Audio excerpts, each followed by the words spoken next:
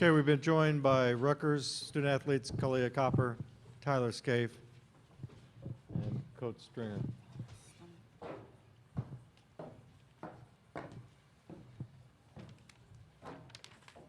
And Vivian, if you would, opening statement, then we'll go to the questions for the student athletes.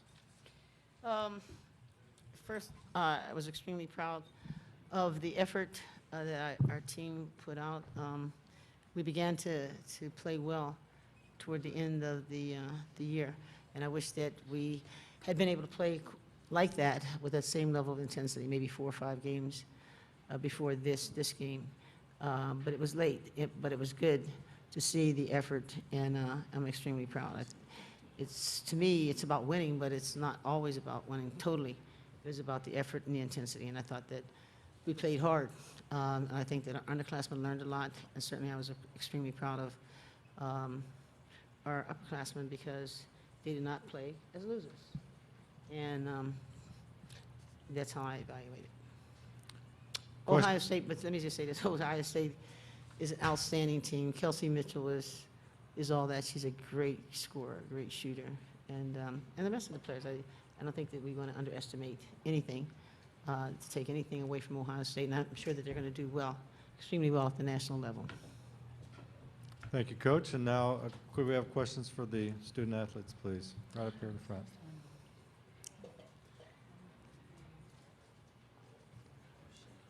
This is for both players. You guys have faced Ohio State 3 times this season. What makes it difficult to defend them for 40 minutes and keep them off balance? Tyler, we'll start with you.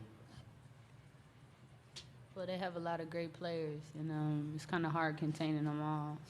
And they got some great role players, too, so it's kind of difficult just keeping them all, not scoring. Kalia? I think the coaches did a good job. We tried to focus on one thing at a time, so we focused on transition defense first. And so I think that we were trying to get back in transition and then contain them one-on-one. So I think that we did a pretty good job defending them in transition. So I think that we had broke it down in different ways, and it happened, whatever happened, happened. Nate?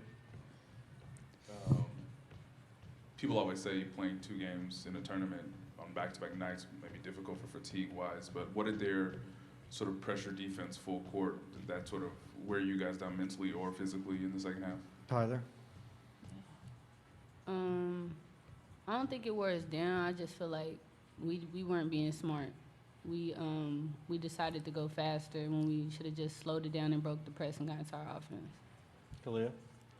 I think Tyler touched on it. I think it sped us up a little bit, and we started to go too fast. So if we would have kept doing what we were doing in the first half, just slowing it down, passing it around, not turning it over, we would have been fine. Anything else? Right here. I mean, this one goes to either one of you guys. Obviously, you guys know what Kelsey Mitchell did and how it was seemed pretty difficult to close out on her from 3. Was there anything that you guys saw them doing that gave her that open space? Kalia? No, but I just think that you don't stop great players. You can contain them, you can slow them down. I think we could have done a better job slowing her down, making her take more contested shots. But I think that she was going to get hers, but we could have made it a lot tougher. Anything else? Thank you, ladies. The Rutgers locker room will be open until 9:08. Questions for Coach?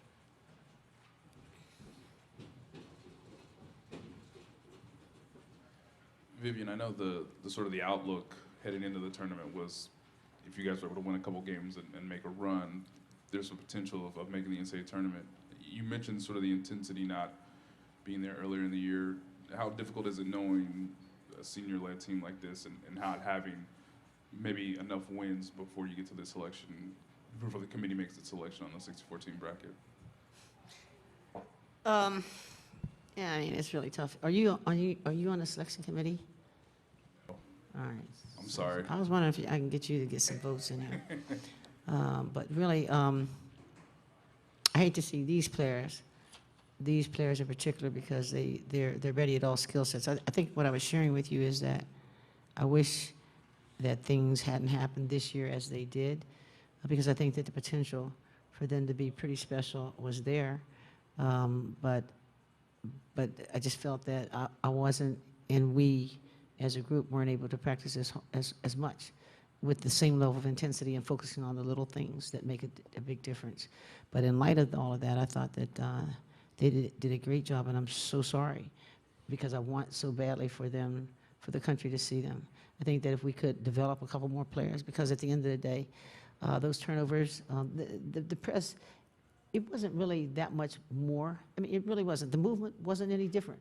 But as I shared with the team before we got to the fourth quarter, that when, they continue to press and we would get weary, that is not focus as much, like dribbling the ball just over half court and then picking it up. You don't do that. You don't even dribble it. So, or making one pass in and then trying to take it up on that one side. All we had to do was take it up, rotate it through, and we would have made the pass. This is exactly the same movement, but for whatever reason, we started hesitating with that. Or we knew that the formation needed to be a 1-3-1, like here, a wall and a wing, so they had an opportunity to pass it to either side and the center. But all of a sudden, it became two. It was only two guards, and they were further away from the basket. It's like, wait a minute. The importance of the formation, so that you continue to put pressure on the defense, was crucial. And but I almost expected that going into the fourth quarter. So when the game began to get away from us, we tried to take a time out and explain that we need to just calm down, because the issues would have been, one, defensive transition, two, being careless with the ball, because in the last couple of games we had no more than 10 turnovers.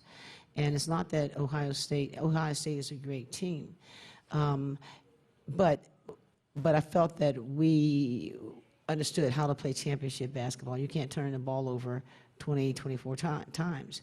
And so it was almost like the prediction that we knew would happen, did happen, and even though we had heard about it, we knew about it, we tried to stop and make the corrections, even with regards to Chelsea. Chelsea is a heck of a player, but to allow her to take that shot, so you might ask, well, what else could we have done? We could have run her off the screen, it just pushed her further off the screen, let her come in and attack, but at least she was going to take the two. She's getting the three, so we weren't. I don't understand that, but I mean, these things happen.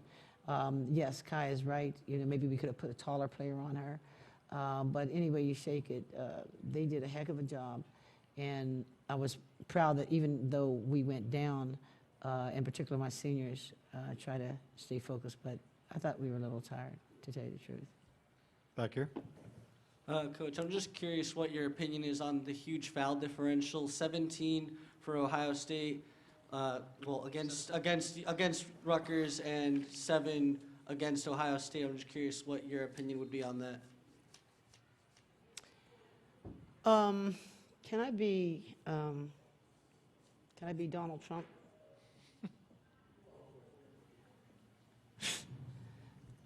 Okay.